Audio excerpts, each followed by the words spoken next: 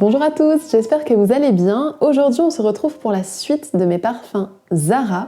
Dans la première partie, je vous avais présenté ma première commande sur le site de Zara. Comme vous avez pu voir, c'était un petit peu difficile d'arriver à comprendre vraiment ou à trouver ce qu'allait sentir un parfum au vu du peu de notes que Zara proposait dans ses descriptions souvent, ce qui était un petit peu pénible. Ayant la chance d'avoir un Zara pas très loin de chez moi, j'ai pu directement aller en boutique, sentir les parfums pour en tester et tester des parfums qui me plaisaient actuellement, voir un petit peu leur tenue, etc. pour vous les partager également du coup. En fin de vidéo, je vous ferai une conclusion sur les parfums Zara. Du coup, je voulais pas la faire dans la première partie, je voulais la faire à la fin de cette partie-là. Et puis voilà, c'est parti. Donc dans les parfums que j'ai achetés directement chez Zara, j'ai 3 parfums de la collection Chapters, un parfum de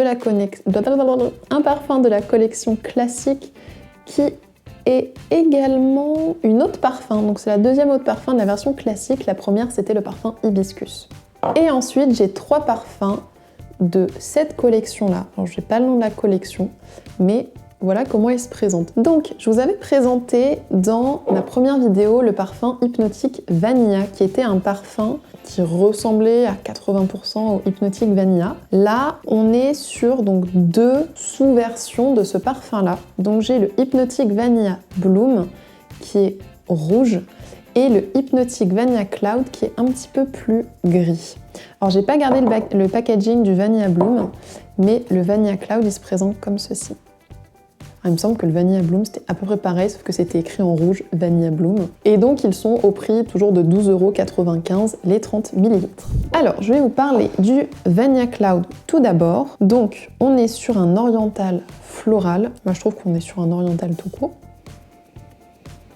Et donc, au niveau des notes de tête, on a de la guimauve, de la fleur d'abricotier, note de cœur osmanthus, note de fond vanille musc, bois de santal. Donc, je trouve que le nom, pour le coup, est super bien choisi parce qu'il a en effet ce côté un petit peu nuageux, très velouté, qui est vraiment plus doux que le Hypnotic Vanilla classique. Je trouve qu'il a vraiment ce côté très doux, très aérien. Je sais pas si ce n'est pas une note, mais en tout cas, c'est ce que je ressens. Voilà, il y a vraiment quelque chose de beaucoup plus léger, en fait, que la version classique. On a toujours la vanille, mais voilà, il va être vraiment plus doux. Je le trouve très sympa et je le préfère carrément au parfum Femme Winter. Je ne sais pas si vous vous rappelez, donc dans la première partie, je vous ai parlé de celui-là, qui était vraiment une grosse déception, qui tenait même pas 1 heure. Si vous aimez les parfums doux, légers, je vous conseille plutôt le Hypnotic Vanilla Cloud à comparer du Femme Winter. Au niveau tenue, on est sur 4-5 heures. Ensuite, donc le Vanilla Bloom, qui est celui-là et qui est celui que j'ai vraiment bu,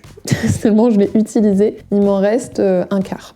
Donc c'est un oriental floral, donc là je suis complètement d'accord. En note de tête, on a de la fleur de poirier, note de cœur orchidée vanille, note de fond bois de cachemire. Donc je trouve effectivement que le parfum s'ouvre sur une poire très sucrée. Donc je trouve vraiment on a ce côté poire. On a la vanille qui est hyper présente et enveloppante, que j'adore. Et le côté un peu chaud du bois de cachemire. Et alors ce parfum, et c'est grâce à Fragrantica ou grâce à des personnes, des internautes qui ont mis ça sur Fragrantica, je trouvais vraiment qu'il sentait très bon, qu'il y avait quelque chose de familier. J'arrivais pas à savoir à quoi il me faisait penser. Enfin, pour moi, je l'avais jamais forcément senti, mais juste, il avait quelque chose de familier. Et des personnes ont trouvé que ce parfum leur faisait penser au Deep Red de chez Hugo Boss. Et c'est un parfum que j'aimais beaucoup, que ma sœur avait quand elle était plus jeune, qui a ce côté, je trouve, très enveloppant avec la vanille. Alors je dirais pas que c'est un équivalent de ce parfum, parce que pour moi on est plutôt sur du 60% similaire, max. Mais il a ce côté vraiment que j'aime beaucoup, d'un oriental vraiment sucré, vanillé et très légèrement fruité, j'adore. Presque aussi ce côté un peu frais avec cette fleur de poirier que j'aime beaucoup. Le seul bémol, et c'est d'ailleurs pour ça aussi qu'il m'en reste si peu, c'est je trouve qu'il ne tient pas. Et je suis dégoûtée.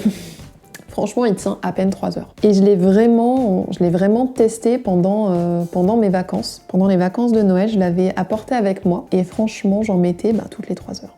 Parce que je voulais vraiment le sentir. Et en fait, une fois qu'il se pose, il s'évapore vite, j'ai l'impression. Et après, ça vous laisse juste très légère odeur de vanille réglisse, un peu en mode hypnotique poison, mais très doux. Et tout cet aspect vraiment sucré, fleur de poirier, disparaît, mais trop vite pour moi. Et moi, j'aime vraiment bien sentir parce que je sens, quand je le vaporise, et en fait, ça part très vite, je trouve. Voilà, donc c'est le point négatif. Donc je ne pense pas racheter ce parfum. Je pense par contre m'acheter le Deep Red de Hugo Boss. Je pensais que ce parfum ne se faisait plus et je l'ai vu sur Notino. Donc voilà, je pense que je le testerai parce que là, autant le parfum, voilà, il coûte 13 €, autant je trouve quand même que je l'utilise vite. J'ai envie que mon parfum tienne longtemps en fait. Et au moins, comme je vous ai dit, au moins minimum 4 heures. Pour moi, c'est 4 heures syndicales, c'est voilà.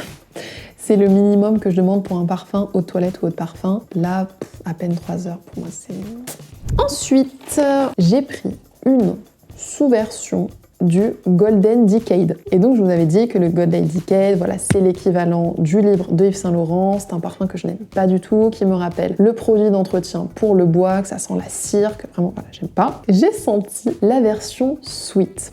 Donc vous avez plusieurs versions pour le Golden Decade et pour le Red Temptation qui ressemble au Baccarat Rouge 540. Et autant, comme je l'ai dit, le Red Temptation c'est un parfum que j'adore, qui sent un peu la pâtisserie, le sucré, c'est trop bon. Autant les autres versions, je les ai pas du tout trouvées intéressantes. Autant, et je ne pensais pas, mais je me suis dit, ok, sentons, on verra bien, si c'est sweet, peut-être ça pourrait me plaire. Et alors le Golden Decade Sweet,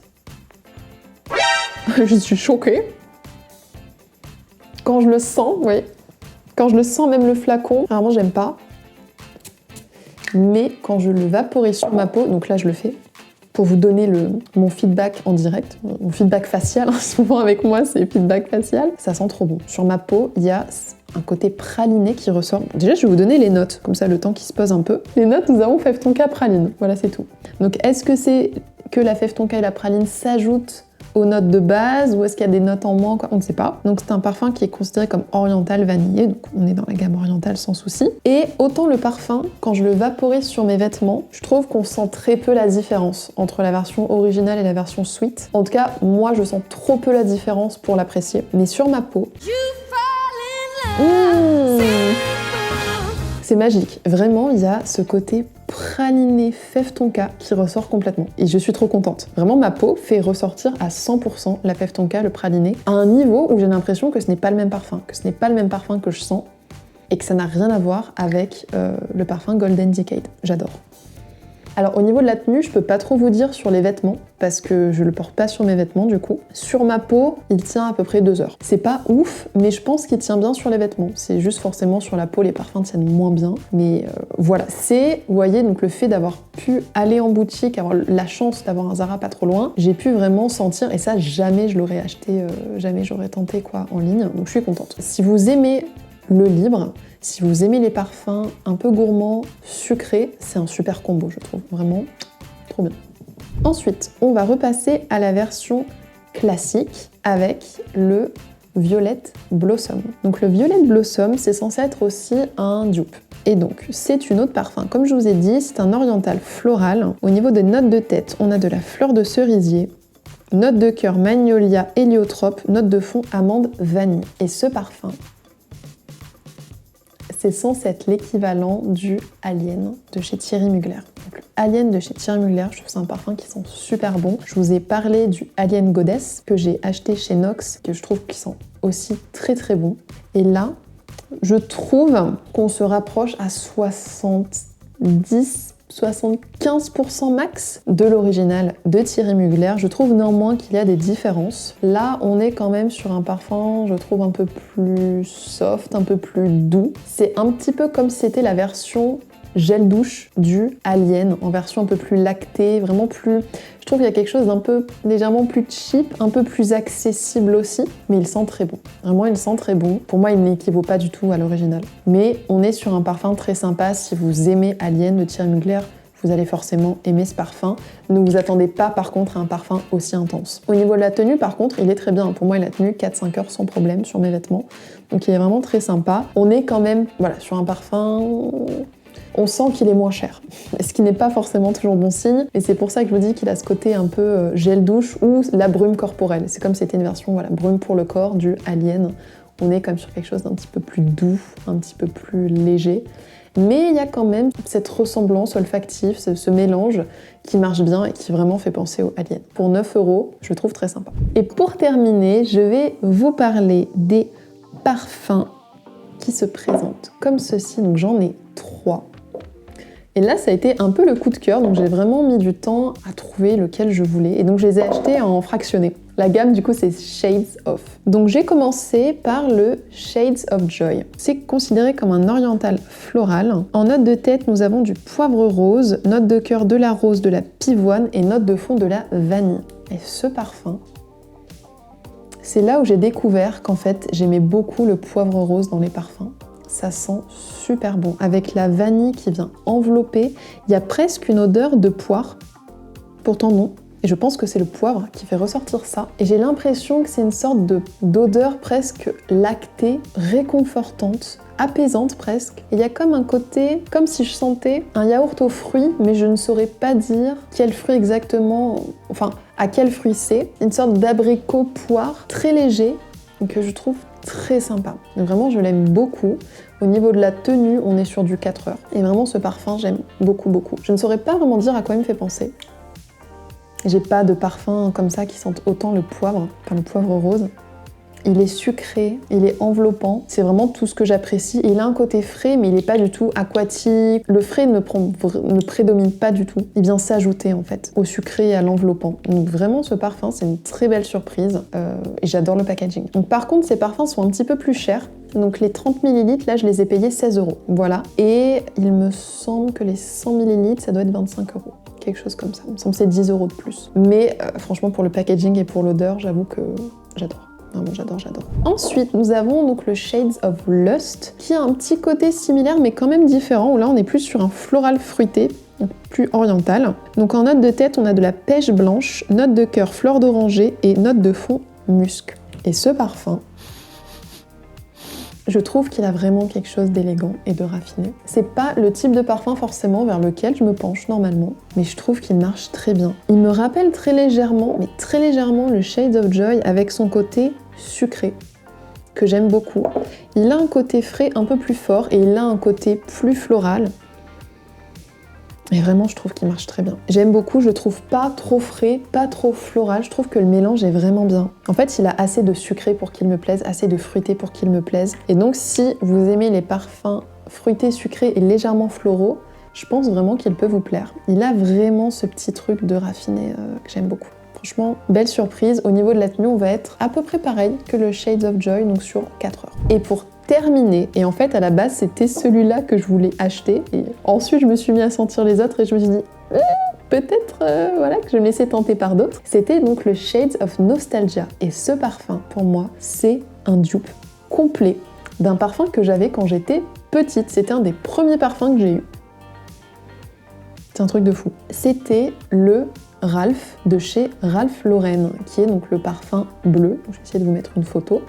Et c'est un parfum très frais, très fruité, que je ne pensais jamais ressentir de ma vie, jusqu'à ce que je sente ce parfum. C'est incroyable. Alors, est-ce que c'est volontaire ou pas de la part de Zara? Je ne sais pas. Je trouve ça fou que dans cette gamme-là, d'un coup, on retrouve ce parfum.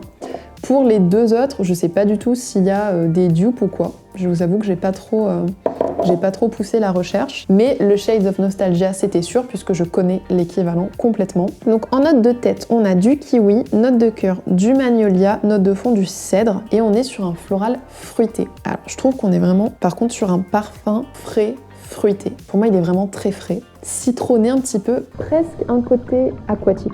Il y a vraiment un côté très frais pour moi. Vraiment, je comprends pourquoi le flacon était bleu de Ralph Lauren, puisqu'on a vraiment ce côté très frais, je trouve. Donc, je vais vous dire, je suis pas fan du parfum. Que, voilà, comme vous savez, j'aime pas forcément les produits trop frais, trop floraux ou quoi. Mais là, ça me rappelle tellement le parfum que j'avais quand j'étais petite que pour le coup, c'est vraiment nostalgique. Donc je trouve ça très drôle. Est-ce un hasard? Je ne sais pas. En tout cas, c'est vraiment rigolo. Franchement, j'aime bien. Il tient bien. Pareil, on est sur 4 heures. Donc, il tient pas de fou, quoi. Mais en même temps, au niveau des notes, pas être sur un truc qui va durer toute la journée, quoi. Mais pour le côté nostalgique, vraiment, j'aime beaucoup. Encore une fois, c'est pas un parfum que je porterai. Vraiment, il est très frais. On a du kiwi, c'est vraiment du kiwi très très frais, un petit peu citronné, voilà. Mais très belle surprise. Pour le coup, très belle surprise auquel je ne m'attendais pas du tout.